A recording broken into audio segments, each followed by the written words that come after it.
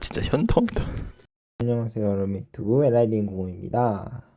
오늘 할 것은 바로 AFF 맞죠? AFF 미쓰비시 전기컵, 미쓰비시 일렉트로닉컵 리뷰를 해보도록 하겠는데요. 결승전 경기입니다. 결승전 경기 대망의 피날레죠. 대망의 피날레를 장식하는 경기고요. 저번 대회에 이어서 베트남하고 태국이 결승전을 붙게 됐고, 자, 과연 베트남의 박항서 감독님이 사실상 라스트 댄스죠. 네, 마지막 경기가 될 것 같은데 공식전으로서 마지막 경기입니다. 네, 이 경기 마지막으로 일단 박항서 감독님이 추가로 재계약을 안 한다라는 소식이 있으면서 5년간의 동행을 마침표를 찍게 되는 그런 상황인데, 1차전 경기가 베트남에서 열려요. 이게 홈에서 마지막 경기가 될 텐데요. 많은 일단 베트남 국민 여러분들 또는 우리나라 또 교민분들도 계시겠죠. 예, 박항서 감독님을 응원하기 위해서 경기장에 많이 찾아와 주셨고요. 경기력은 사실 2대2 무승부로 끝나면서 아쉽죠. 네, 아쉬운 경기였고, 그러면서도 한편으로는 좀 다행스럽다. 네, 다행이다. 지지 않아서, 홈에서. 마지막 경기에서 박항서 감독님이 태국한테 질 뻔했습니다. 네, 그것도 하나하나 설명해 드리도록 하겠습니다.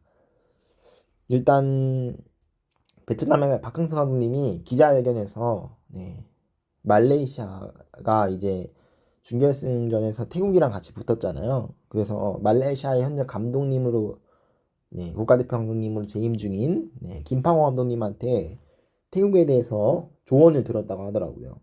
네, 그러면서 일단 그 뭐라고 하지, 결승전 준비를 하고 있다라고 하고요.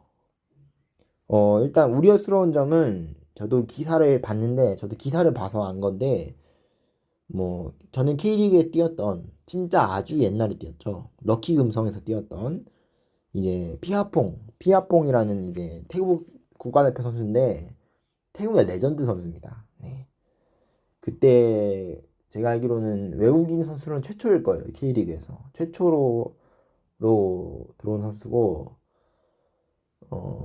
최초로 득점왕으로 된 선수고, 네, 사실 그만큼 잘 알려진 선수가 아니었는데도 막 들어오자마자 적응 기간 필요 없이 바로 K리그 득점왕을 땄어요. 네, 대단한 거죠. 네, 그래서 태국의 당시 이미지가, 이 선수가 얼마나 잘했다라는 게 눈에 띄게 보여지는 대목이라고 생각이 들고요. 그때는 사실 말레이시아가 아시아에서 강팀이었어요. 우리나라 이상으로 강팀이었기 때문에 그때랑 지금의 동남아 축구를 사실 비교하면 안 됩니다. 그때랑 지금은 좀 상황이 많이 다르고요. 자, 어쨌든 그 피아퐁 선수가, 제가 말하려는 거는, 그 피아퐁 선수가 이제 하필 1차전 주심이 고영진 주심이에요. 대한민국 심판이기 때문에 형평성에 문제가 된다. 베트남의 감독인 박항서 감독님이 한국인이잖아요. 태국 입장에서는 베트남의 박항서 감독님이 한국인이고, 주심도 한국인이기 때문에 좀 판정을 떠나서 고영진 주심이 어떤 판정을 내리던 간에 좀 판정에 시비가 있을 수도 있다. 좀 형평성 문제가 있을 수도 있다. 라고 얘기를 하면서, 이런 부분에 대해서 좀 같은 국적의 심판을 배치하는 것은 옳지 않다라고 얘기를 했어요. 자, 물론 당연히 받아들여지는 않았고요. 그냥 뭐 이의 제기하는 느낌보다는 좀 가볍게, 좀 본인의 불만이라든지 가볍게 그냥 이렇게 생각한다라고 의견을 제시하는 듯한 그런 느낌이었기 때문에 주심은 바뀌지 않았고요. 저도 기사를 접해가지고 처음 알았기 때문에 구체적인 내막은 잘 모릅니다. 그래서 어쨌든 일단 긍정적인 측면에서 봤을 때, 우리나라 대한민국 축구사 입장에서 봤을 때는 지금 미쓰비시 컵이죠. 여기 뭐 스즈키 컵이라 돼 있는데, 아직까지 일단 안 고쳐지고 있고요. 미쓰비시컵 이 컵에서 뭔가 동남아 축구 선수권 대회잖아요. 동남아 축구에서는 거의 월드컵 같은 존재인데 여기 결승전 1차전 경기에서 우리나라 주심이 경기로 배정을 받았고 한쪽 베트남 감독님은 우리가 아는 박항서 감독님 대한민국 감독이 배정이 됐고 배정이 된 거 아니죠. 뭐라고 하죠? 베트남 쪽에 한국인 감독이 있고 네 그러기 때문에 한국인이 2명입니다 지금. 좀, 좀 내가 좀 국뽕 차오르는 얘기, 민족주의적인 얘기를 하고 있는데 긍정적으로 봤을 때는 그런 또 측면이 있기 때문에 결승전 1차전 경기가 상당히 기대되는 경기였고요. 경기 내용을 보면은 일단 베트남이 일단 점유율을 가지고 좀 태국보다 약간 우위였어요. 근데 크게 차이는 없었고 약간 우위였던 그런 상황이었고 슈팅은 오히려 유슈팅도 오히려 베트남이 많았는데 어 마지막 골이 아니었다면 사실 태국이 이기는 경기였거든요. 이 슈팅들도 사실 후반전에 많이 나왔어요. 후반전에 많이 나오는 슈팅이었고 후반전이랍니다. 이제 그 60분 이후로부터 태국이 역전골 넣은 다음부터 많이 나왔기 때문에 자 어쨌든 하나하나씩 보면은 선제골은 일단 응우엔 띠엔닝 선수죠. 네. 앞선 말레이시아 준결승 경기에서도 말레이시아란다. 인도네시아 준결승 경기에서도 멀티골을 넣으면서 팀을 결승전으로 견인했던 띠엔닝 선수가 선제골을 만들어내면서 베트남이 홈에서 박항서 감독님한테 승리라는 선물을 드리려고 한다. 그런 모습이 확실하게 선수들한테 보였고요. 하지만 후반 들어서 3분 만에 동점골을 만들어냈고 13분에 추가골까지 이제 태국이 만들어내면서 1대2로 태국이 순식간에 경기 역전하게 되면서 급냉각됐어요. 후반 들어서 급격하게 무너지면서 2골을 실점하게 되면서 밀리게 됐고 경기가 홈에서 1대2 패배라는 아쉬운 성과로 홈 마지막 이제 박하가 아버님의 홈 마지막 경기가 끝나는 듯 싶었지만 다행히 88분에 동점골 정말 극적으로 넣었어요. 네, 극적으로 동점골을 넣으면서 2대2 동점으로 끝났습니다. 그래서 다시 정리하자면은 베트남은 정말 죽다 살아난 지옥이 있다가 만약 홈에서 태국한테 졌으면은 일단 모든 걸 떠나서 일단 태국과 베트남의 사이는 거의 한일전이거든요. 한국과 일본 사이이기 때문에 홈에서 졌다? 이거는 박지성의 산책 세리머니 박지성의 좀 상책 세리머니가 좀 생각나는 그런 대목이고요. 네 그렇게 될 뻔했지만 다행히 그런 일이 일어나지 않았습니다. 다행히 홈에서 무승부를 끝나면서 지금 태국이란다. 그 베트남 입장에서는 정말 다행인 게 지금 원정 다득점이란 게 폐지가 됐어요. 그래서 지금 홈에서 20점을 태국한테 했는데도 이게 왜 불리하냐면요. 홈에서 지금 2대2로 끝났잖아요. 원정에서 만약 0대0으로 끝나면은 합계 스코어는 똑같이 2대2로 끝나면서 원래대로라면은 연장 승부차기로 가야 되지만 지금은 뭐 원정 다득점이 폐지됐기 때문에 뭐 해당 사항이 없지만 원정 다득점이 있다라고 친다면은 그럴 경우에는 태국이 이겨요. 왜냐면요 베트남 홈에서 태국이 2득점을 넣고 태국 홈에서 베트남이 0득점을 넣기 때문에 결과적으로 태국이 득점이 많아서 태국이 이깁니다. 그렇기 때문에 태국이 홈에서 좀 수비적인 축구, 베트남을 상대로 수비적인 축구를 할 수 있기 때문에 오히려 뚫기가 더 힘들 수도 있었어요. 그래서 베트남 입장에서는 그나마 다행인 게 원정 다득점이 폐지가 돼서 고려할 필요가 없다는 거. 2대2 무승부지만 0대0 무승부랑 크게 다른 점은 없다. 그렇게도 볼 수 있고요. 더 다행인 점은 막판에 골이 엄청 커요. 1대2로 지는 거랑 2대2로 무승부로 끝나는 거랑 천지 차이거든요. 그래서 이 차전에 빨리 체력적으로 회복하고 마음을 추스리고 태국 원정 경기지만 베트남도 할 수 있다. 그런 베트남이 이제 또 박항서 감독님께 마지막 또 우승 트로피를 드린다라는 뭐 그런 말이 베트남 언론에서도 나오고 있는데 네, 정말 졸업하는 그 졸업장을 타신 언니께 그 꽃다발을 하나를 선사합니다. 그 노래 있죠. 네, 그런 것처럼 졸업하시는 박항서 감독님께 어, 베트남이 꼭 우승 트로피를 선물해 줬으면 좋겠습니다. 네, 그걸 떠나서도 일단 태국을 상대로 최근 베트남이 시원하게 이기지 못했기 때문에 오랜만에 또 베트남이 태국을 또 시원하게 이기는 것도 네, 베트남 국민 여러분들 입장에서는 좋을 것 같고요. 제가 지금 너무 베트남 입장에서 설명을 했는데 태국 입장에서도 설명을 드리자면은 저번 대회에 이어서 또 베트남이 2년이래나 두 번 대회 연속으로 이기게 되면서 동남아 최강자는 태국이다라는 게 굳어지게 되는 거예요. 태국 입장에서도 상당히 중요한 경기입니다. 자, 그러면은 이어서 1차전 이어서 2차전 경기로 바로 가보도록 하겠습니다. 입니다. 오늘 할 것은 바로 어제 있었던 경기입니다. 태국하고 베트남 2차전 경기. 네. 1대0으로 끝났네요. 일단 경기는 참 아쉬운 경기였죠. 네. 전체적으로 일단 베트남 수비가 좀 빌드업 과정에서 아쉬움을 드러내면서 패스들이 좀 짧게 왔죠. 빌드업이 원활하게 이루어지지 못하면서 태국한테 위험한 찬스들을 많이 내줬고 그게 독이 되었던 것 같아요. 1차전 때 보여줬던 모습이 2차전에도 고쳐지지 않는 모습. 네, 아쉬운 모습을 보여주면서 결국에 1대0으로 지면서 합계 스코어 3대2로 태국이 홈에서 미쓰비시컵 동남아시아 축구 선수권 대회에서 우승 트로피를 들게 되었습니다.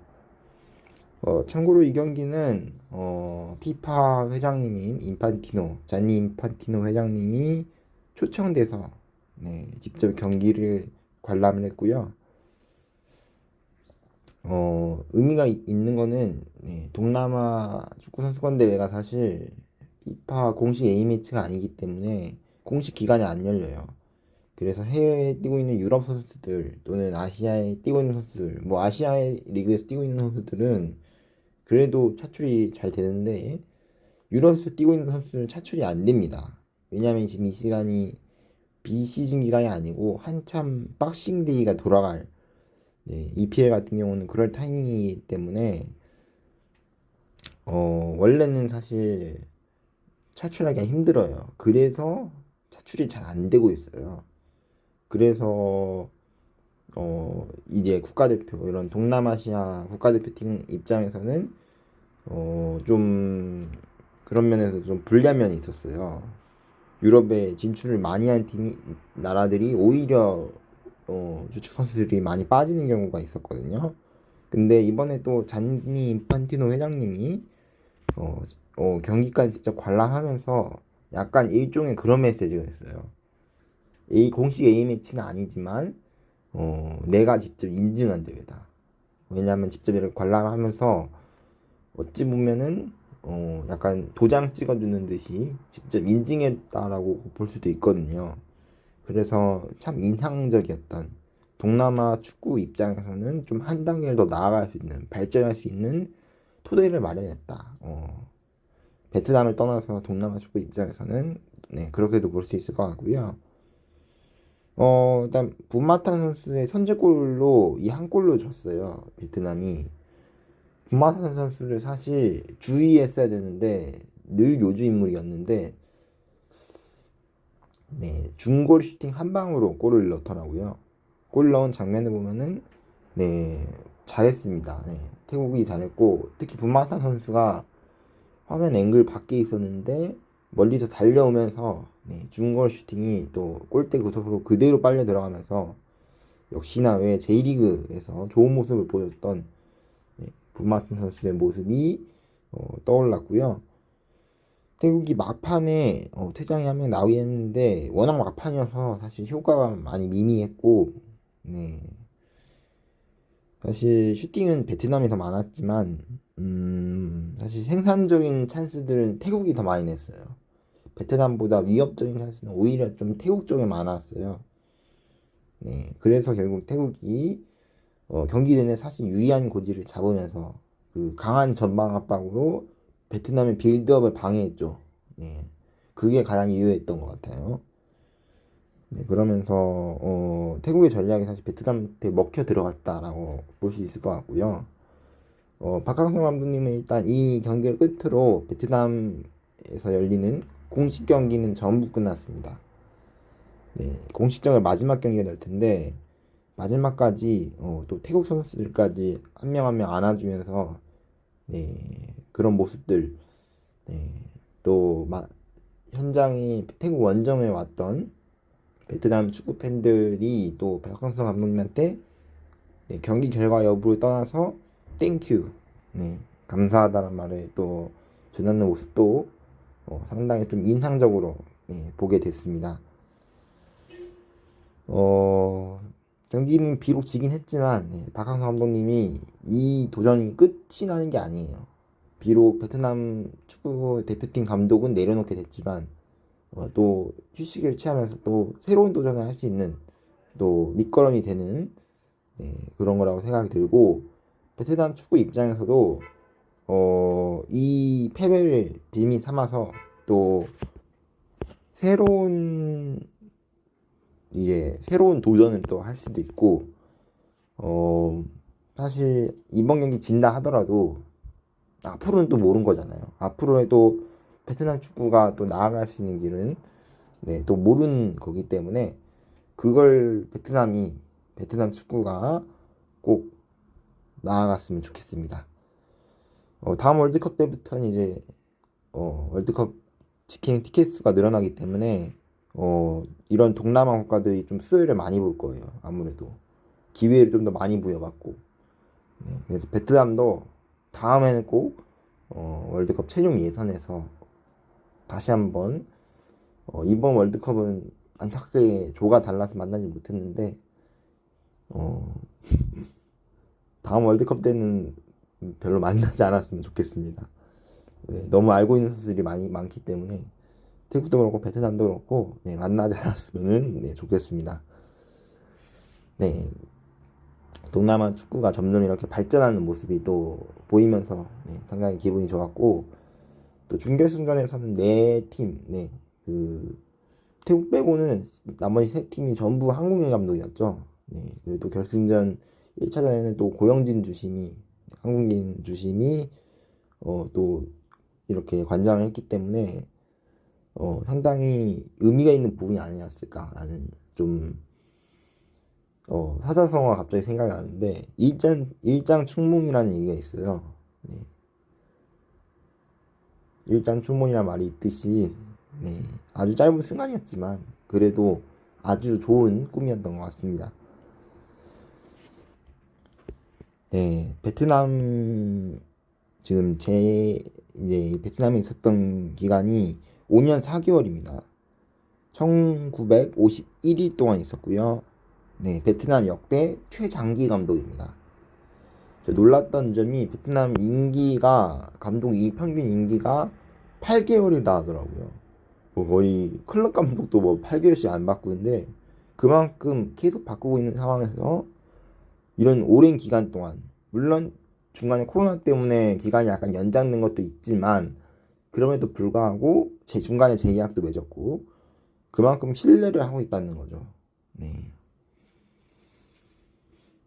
그렇게 생각하니까 네, 정말 아쉬운 것도 있지만 끝은 또 새로운 도전의 시작이기 때문에 박항서 감독님과 베트남 축구를 네, 응원하도록 하겠습니다.